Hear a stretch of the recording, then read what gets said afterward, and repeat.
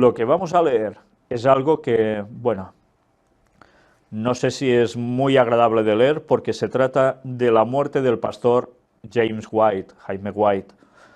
Y vamos a ver cómo Ellen White describe esos últimos días de su esposo, pero también qué pensaban ellos mientras sucedía toda esa etapa final de su vida y cuál era en verdad siempre su objetivo central a pesar de las circunstancias. Creo que es un escrito, es un capítulo que vale la pena leer porque nos va a dar unas lecciones impresionantes que podemos aplicárnoslas, seguro todos. Mirad cómo empieza. A pesar de las labores, los cuidados y las responsabilidades que llenaban la vida de mi esposo, su 60º año lo encontró activo y vigoroso de mente y de cuerpo. Tenía 60 años. 3 veces había caído bajo el golpe de la parálisis. Y sin embargo, por la bendición de Dios, gracias a una constitución naturalmente fuerte y a la atención estricta de las leyes de la salud, pudo regresar a la actividad.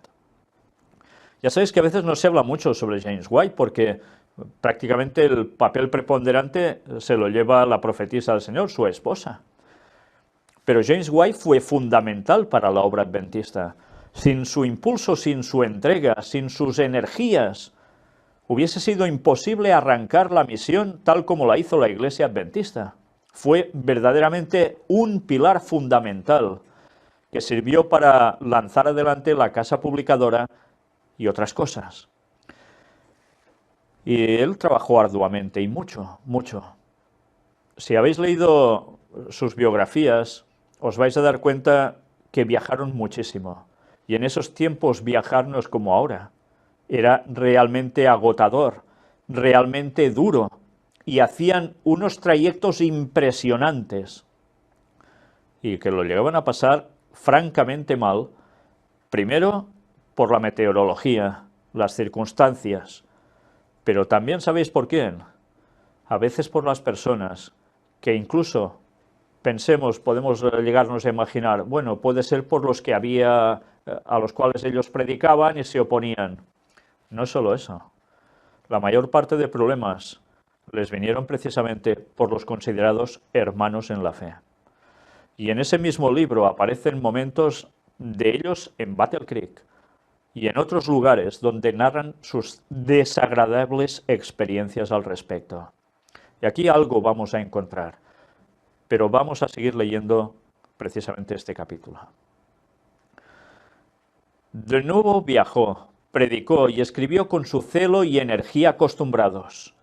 Habíamos trabajado lado a lado en la causa de Cristo por 35 años y esperábamos permanecer juntos para presenciar la finalización triunfante de la obra. Pero tal no fue la voluntad de Dios. El protector elegido de mi juventud, el compañero de mi vida, el copartícipe de mis labores y aflicciones, fue arrebatado de mi lado y fui dejada sola para terminar mi obra y para continuar peleando la batalla. ¿Sabéis que James White tuvo problemas graves de salud por esa gran dedicación que tenía a la causa? Un exceso de trabajo, porque a él le tocaba emprender muchas cosas porque otros no terminaban de arrancar y él tenía que hacerse cargo absolutamente, prácticamente de todo, a veces hasta en extremo, llegó a prácticamente el qué, la extenuación. Y así cayó enfermo varias veces y hubo momentos en que su vida peligró. Después, como ella dice, tenía una constitución especialmente fuerte y se reponía, gracias a Dios, y también a la reforma pro salud. Ya sabéis, todo ese tipo de terapias y de nutrición que fueron dados en visión a Ellen White y también a la labor que hizo médicos, algunos médicos de la época y, cómo no, el propio doctor Kellogg, que con inspiración divina conseguían verdaderamente volver al terreno de estar en salud a personas que estaban francamente mal y cómo, a través de los medios de terapias naturales. Algo que se está dejando de lado incluso en la Iglesia Adventista, cuando debería ser el pilar y aún deberá volver a serlo en estos últimos tiempos. La terapia de salud a través de cuestiones completamente naturales. Pero sigamos leyendo. La primavera y la primera parte del verano de 1881 las pasamos juntos en nuestro hogar de Battle Creek. Mi esposo esperaba arreglar sus asuntos de tal manera que pudiéramos ir a la costa del Pacífico y dedicarnos a escribir. Él creía haber hecho un error al permitir que las aparentes necesidades de la causa y los pedidos de nuestros hermanos nos urgieran a realizar un trabajo activo en la predicación cuando debiéramos haber estado escribiendo. Mi esposo quería presentar en forma más plena el tema glorioso de la redención, y por años yo había contemplado el plan de preparar libros importantes. Ambos sentíamos que mientras nuestras facultades mentales estuvieran vigorosas, debíamos completar esos libros, que era un deber que teníamos con nosotros mismos y con la causa de Dios. El descansar del ardor de la batalla y dar a nuestro pueblo la luz preciosa de la verdad que Dios había abierto ante nuestras mentes. Ellos, fijaos que habían viajado mucho, fomentando el crecimiento de la obra, atendiendo a los hermanos en distintos estados de Estados Unidos. Pero debido a esa inmensidad de trayectos, cantidad de viajes, a ellos les parecía que quedaba al margen la labor de escribir, que es lo que verdaderamente daría aún más potencia y podría llevar el mensaje a lugares mucho más distantes. Y esto era un cargo que ellos tenían encima, como decirle de conciencia, que creen o creían que debían haber hecho mucho más.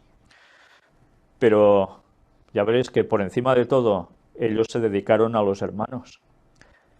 Y como consecuencia eso quedó limitado en el tiempo. Después la hermana White tuvo que hacer más en escritura que en ir viajando, aunque ya veréis que si analizáis el resto de sus días, porque aún quedaron años después de la muerte de su marido, también viajó mucho, pero se dedicó más también a escribir.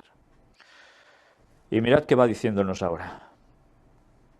Algunas semanas antes de la muerte de mi esposo, yo le hablé con insistencia de la importancia de buscar un campo de trabajo en que nos viéramos libres de las cargas que necesariamente caían sobre nosotros estando en Battle Creek. En respuesta, él habló acerca de varios asuntos que requerían nuestra atención antes de poder partir, deberes que nos correspondían. Entonces, con un profundo sentimiento, preguntó: ¿dónde están los hombres para hacer esta obra? ¿Dónde están aquellos que tengan un interés abnegado en nuestras instituciones y que se mantengan de parte de lo recto sin dejarse afectar por ninguna influencia que puedan sentir? Ese era su pesar, su máxima preocupación. Con lágrimas expresó su ansiedad por nuestras instituciones de Battle Creek. Dijo él: mi vida la he dado para la edificación de estas instituciones. El dejarlas ahora es como la muerte. Ellas son mis hijos y no puedo separar mis intereses de ellas. Estas instituciones son los instrumentos del Señor para hacer una obra específica.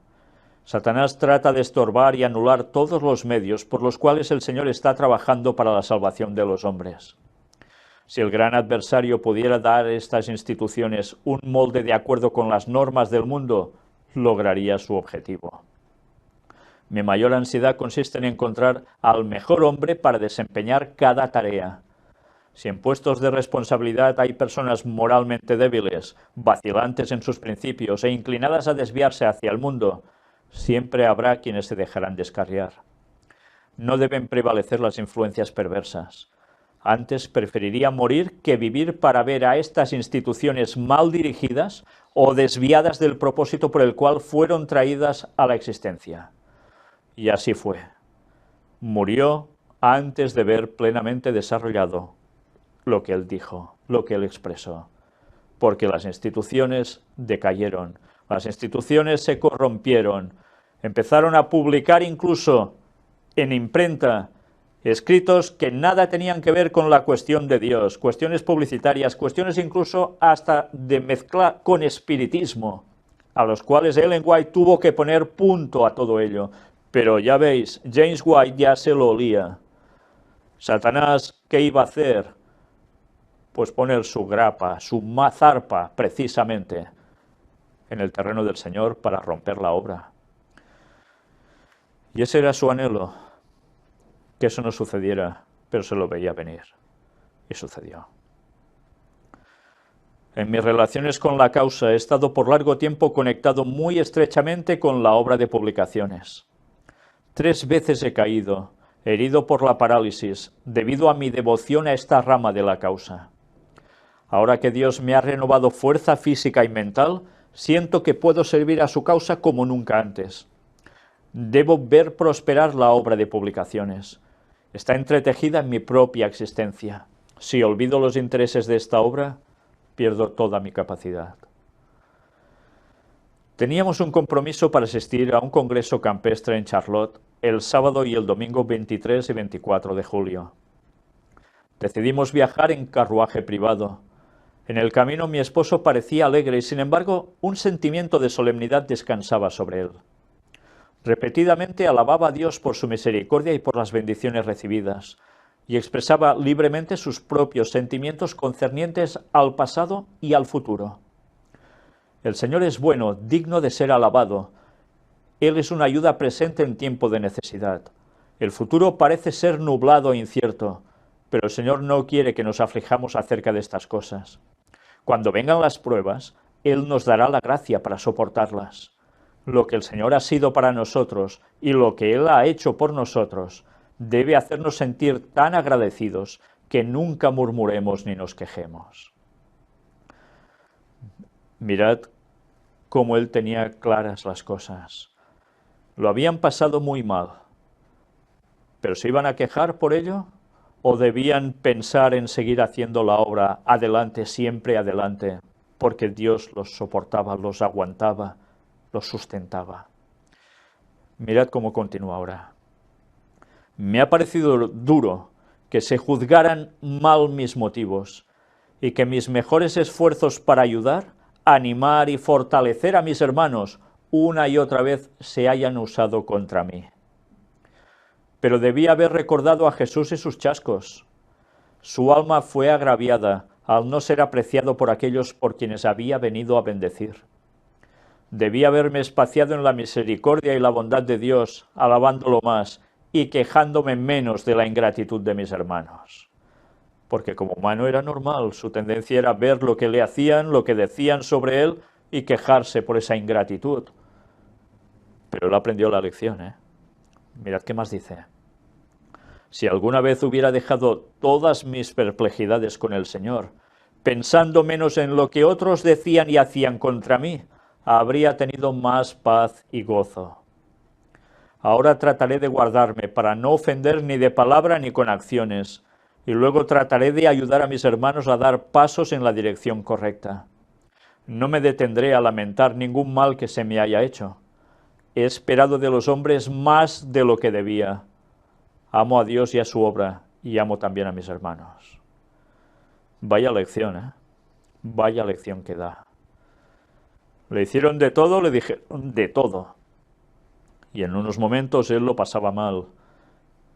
Pero se puso un propósito. Me voy a quejar menos, voy a alabar más a Dios, voy a seguir haciendo la obra. Y eso sí, le dijeran lo que dijeran, él seguiría amando a los hermanos, aunque algunos dejasen de ser hermanos en verdad. Poco me imaginaba yo, mientras viajábamos, que este había de ser el último viaje que haríamos juntos. El tiempo cambió repentinamente de un calor opresivo a un frío cortante. Mi esposo tomó frío, pero pensó que su salud era tan buena que no recibiría daño permanente. Trabajó en las reuniones que se realizaron en Charlotte, presentando la verdad con gran claridad y poder. Habló del placer que sentía de dirigirse a hermanos que manifestaban un interés tan profundo en los temas más queridos para él. El Señor ciertamente ha refrigerado mi alma, dijo él, mientras he estado compartiendo con otros el pan de vida. Desde todas partes de Michigan, los hermanos están pidiendo ansiosamente que los ayudemos. Cómo anhelo consolar, animar y fortalecer a los hermanos en las preciosas verdades aplicables a este tiempo. Mirad para qué vivía, ¿eh? Es impresionante. Qué determinación. A nuestro regreso a casa, mi esposo se quejó de una ligera indisposición y, sin embargo, se entregó a su trabajo como de costumbre. No paraba. Cada mañana íbamos al bosquecillo cercano a nuestra casa y nos uníamos en oración. Estábamos ansiosos por conocer nuestro deber. Constantemente llegaban cartas desde diferentes lugares, instándonos a asistir a congresos campestres. A pesar de nuestra determinación de dedicarnos a escribir, era difícil rechazar el reunirnos con nuestros hermanos en estas asambleas importantes. Con fervor rogábamos recibir sabiduría para conocer cuál era el proceder más correcto. La verdad es que esto me recuerda cuando te empiezan a decir, ven para acá, ven para allá, a presentar temas, y piensas que es mejor que vaya o que me quede haciendo la labor donde estoy, y es necesario hacer oración para saber tomar las determinaciones correctas que el Señor quiere.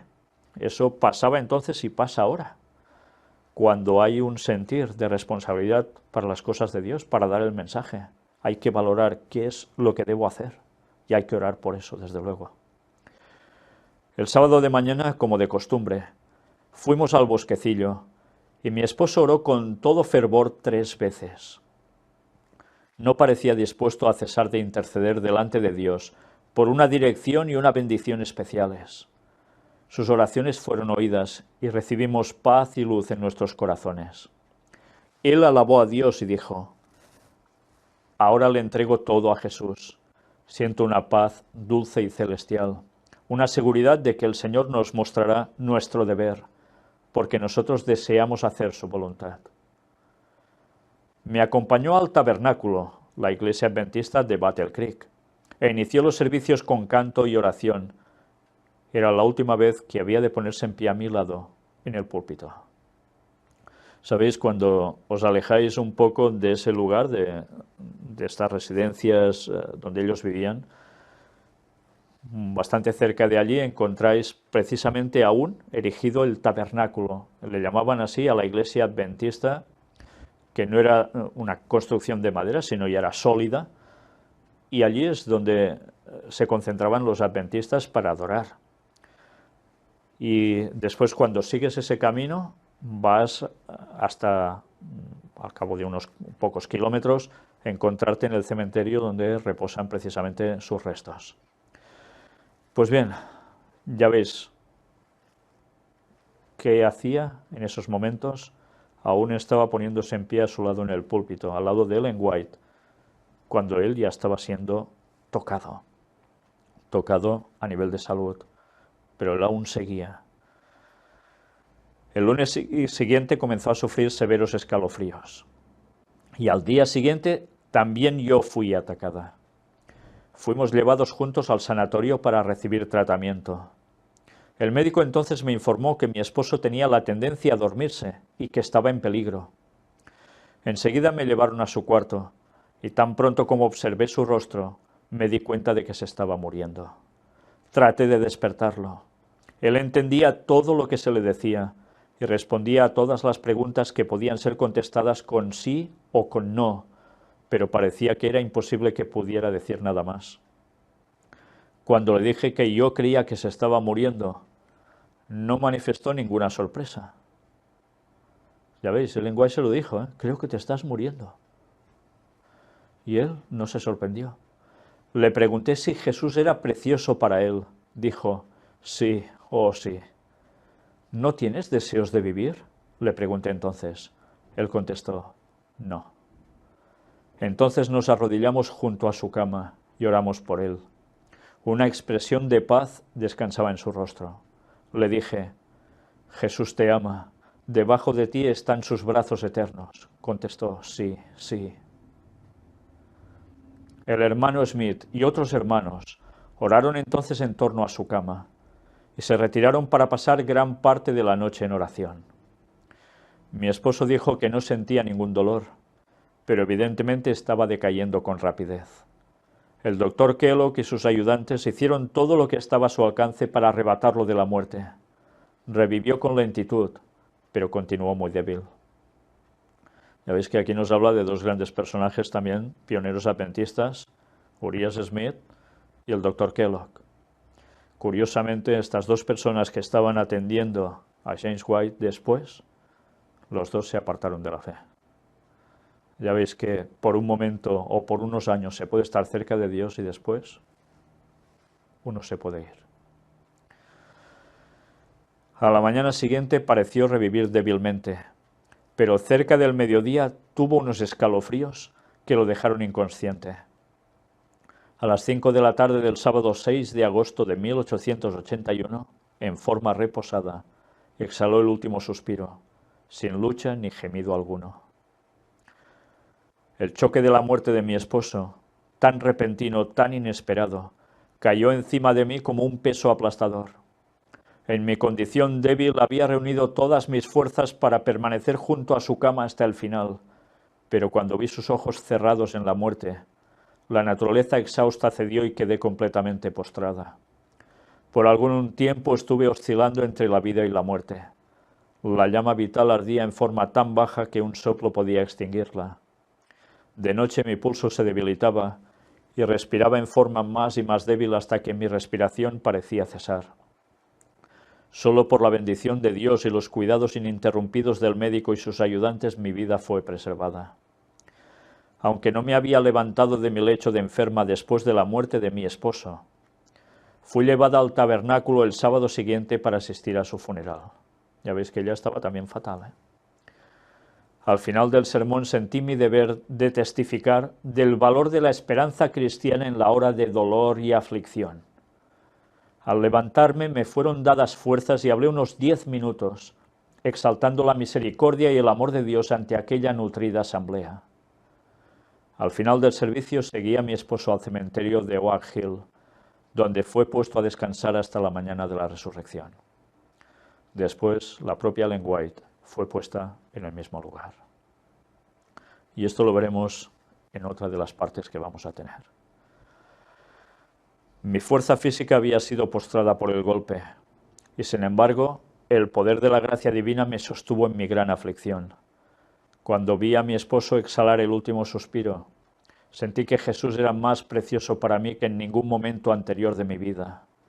Cuando estaba de pie junto a mi primogénito y le cerré los ojos, porque también murió, pude decir: el Señor dio, el Señor quitó, sea el nombre de Jehová bendito. Y sentí entonces que tenía un consolador en Jesús. Y cuando mi último hijo fue arrebatado de mis brazos, y no podía ver más su cabecita sobre la almohada a mi lado, pude decir: el Señor dio, el Señor quitó, sea el nombre de Jehová bendito. Recordad esa cuna al lado de su cama. Y cuando aquel sobre el cual se habían apoyado mis grandes afectos, aquel con quien había trabajado por 35 años, me fue arrebatado, pude poner mis manos sobre sus ojos y decir: te encomiendo mi tesoro, Señor, hasta la mañana de la resurrección. Cuando lo vi morirse y vi a muchos amigos simpatizando conmigo, pensé: qué contraste con la muerte de Jesús cuando él colgaba de la cruz. ¡Qué contraste! En la hora de su agonía los burladores se mofaban de él y lo ridiculizaban. Pero él murió y pasó por la tumba para alegrarla, para hacerla más liviana, para que tuviéramos gozo y esperanza aún en ocasión de la muerte, para que pudiéramos decir, al poner a nuestros amigos a descansar en Jesús: nos volveremos a ver. ¿Os dais cuenta qué diferencia entre el cristiano que sabe lo que cree, con total firmeza, sin duda, y cualquier otra persona de este mundo? ¿Qué forma de encarar la muerte? ¿Con qué esperanza del retorno de Cristo para la resurrección de los salvos? Es la única cosa que motiva a seguir viviendo. A veces me parecía que no podría soportar la muerte de mi esposo, pero estas palabras parecían impresionar mi mente. Estad quietos y conoced que yo soy Dios. Salmo 46:10. Siento hondamente la pérdida, pero no me atrevo a entregarme a una congoja inútil. Esto no traería de regreso al muerto, y no soy tan egoísta que, aunque pudiera hacerlo, lo sacara de su pacífico sueño para que de nuevo se empeñara en las batallas de la vida. Como un cansado guerrero, se acostó a descansar. Miraré con placer su lugar de reposo. La mejor manera en que yo y mis hijos podemos honrar la memoria del que ha caído Es asumir la obra que Él dejó y con el poder de Jesús llevarla hasta su terminación. Estaremos agradecidos por los años de utilidad que se nos han concedido. Y por causa de mi esposo y por causa de Cristo, aprenderemos de su muerte una lección que nunca olvidaremos. Permitiremos que esta aflicción nos haga más bondadosos y amables, más tolerantes, pacientes y considerados hacia los que viven. Asumo la tarea de mi vida sola, con la plena confianza de que mi Redentor estará conmigo. Tendremos tan solo un corto momento para proseguir la lucha. Entonces Cristo vendrá y esta escena de conflicto terminará. Entonces habremos realizado nuestros últimos esfuerzos para trabajar con Cristo y hacer progresar su reino. Algunos que han estado en el frente de batalla, resistiendo celosamente al enemigo que avanzaba, caen en el puesto del deber. Los vivos observan con lágrimas a los héroes caídos, pero no es tiempo de cesar en la obra. Ellos deben cerrar filas, tomar el estandarte de la mano paralizada por la muerte y con energía renovada vindicar la verdad y el honor de Cristo. ¿Os dais cuenta cuál era su misión? ¿Cuál era su objetivo y el que debe ser el de todos? Los muertos ya descansan, esperan durmiendo el sueño de la muerte, pero ¿hasta cuándo? Hasta que Jesús vuelva y los resucite para ser salvos. Y mientras, ¿qué hay que hacer? ¿Lamentarse y lamentarse? No, hay que coger el estandarte de la verdad, que ellos también sujetaron, y seguir luchando para dar el mensaje hasta el final, hasta donde Cristo quiera que lleguemos, y si puede ser hasta el mismo final, en el retorno de Cristo. Como nunca antes debe hacerse una decidida resistencia contra el pecado, contra los poderes de las tinieblas. El tiempo exige una actividad enérgica y determinada de parte de los que creen en la verdad presente. Si parece largo el tiempo de espera hasta que venga nuestro libertador. Si, doblegados por la aflicción y gastados por el trabajo, nos mostramos impacientes para recibir un retiro honorable de la guerra, recordemos, y que este recuerdo ahogue todo murmullo, que quedamos en la tierra para encontrar tormentas y conflictos, para perfeccionar un carácter cristiano, para familiarizarnos mejor con Dios nuestro Padre y con Cristo nuestro hermano mayor, y para hacer la obra del Maestro en la salvación de muchas almas para Cristo. Los entendidos resplandecerán como el resplandor del firmamento, y los que enseñan la justicia a la multitud, como las estrellas a perpetua eternidad. Daniel 12:3. Mirad una vez más. No se trata de perder el tiempo, no se trata de vamos haciendo la obra de Dios, pero bueno, hoy me canso, hoy no tengo ganas, ya lo haré en otro momento. Primero es lo primero es el deber del trabajo sobre todo del de Dios, de intentar hacerlo todo para dar el mensaje a los demás. A eso, ¿qué requiere? Energía. Y esa energía, ¿quién debe darla? Dios, por supuesto. Siempre podemos pensar en hacer otras cosas, podemos pensar en distraernos, podemos pensar en que, bueno, ya hay tiempo para todo, no te agobies tanto. No. Debemos luchar con energías cada día renovadas, con fuerza para coger ese mensaje y hacerlo todo para que llegue a más personas. Ese es el objetivo de nuestra vida. Además de qué? De buscar que nuestros caracteres sean como el de Cristo. Si hacemos esa combinación de las dos cosas, haremos la voluntad de Dios y estaremos con Él. Daniel lo dice, los entendidos resplandecerán como el resplandor del firmamento, y los que enseñan la justicia a la multitud como las estrellas a perpetua eternidad. Y eso puede ser lo que hagamos nosotros o lo que hagan otros. Pero el mensaje se va a dar. ¿Qué preferís ser? ¿Ese tipo de estrellas o no? Este era James White. Vamos a ver la filmación próximamente cuando pude estar con los hermanos de Michigan, que tan gentilmente me acompañaron hasta allí. el lugar donde hay una fotografía a tamaño real de James y de Ellen White. Veréis que Ellen era bajita y James era más o menos de mi altura, quizá un poco más. Y la verdad es que cuando veamos todo lo que había allí, en ese lugar, nos vamos a quedar realmente sorprendidos, porque veremos cómo Dios utilizó a personas que eran consagradas para hacer una gran labor. Pero recordad eso, algunos de los que hicieron esa gran labor después terminaron fuera de la verdad, fuera del vínculo con Dios. Por eso, nunca podemos decir, yo ya estoy en la verdad, los malos son los otros son los que están en el error. No, cuidado. Hemos de ser vigilantes por nosotros mismos. Analizarnos cada día, cada noche, orando al Señor. ¿Estoy preparado para recibirte? Si me muriese hoy, ¿sería salvo?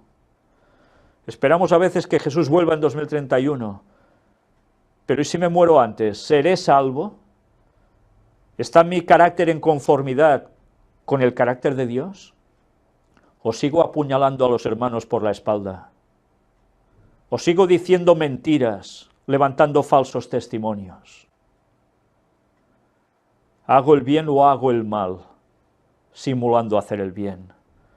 Mi conocimiento, entre comillas, de las cosas, de las palabras de Dios, ¿me acerca más a Dios o me lleva al engreimiento? ¿Me supedito a los que saben de la palabra de Dios por experiencia? ¿O voy un poco con mi criterio pensando que soy el justo entre los justos? Ojalá recordésemos cómo los pioneros se movían, los consejos que daban al igual que los consejos bíblicos. Una vez más, estemos siempre afianzados en la palabra de Dios. Estemos siempre trabajando para adelantar la obra de Dios, no para ponerles palos a las ruedas que hagan que la obra se encasquille y que se levanten personas en oposición con mentiras. Sucedió en tiempos ¿de quién? De James y Ellen White, y la historia se repite. Que el Señor nos ayude a estar centrados de cabeza, porque si no estamos centrados de cabeza no vamos a estar centrados espiritualmente para nada. Y en vez de trabajar para edificar, vamos a trabajar para derrocar, destruir. Trabajemos siempre para hacer avanzar la obra. Y trabajemos siempre para estar unidos en un mismo sentir. Y no ir juzgando a los otros y destruyendo.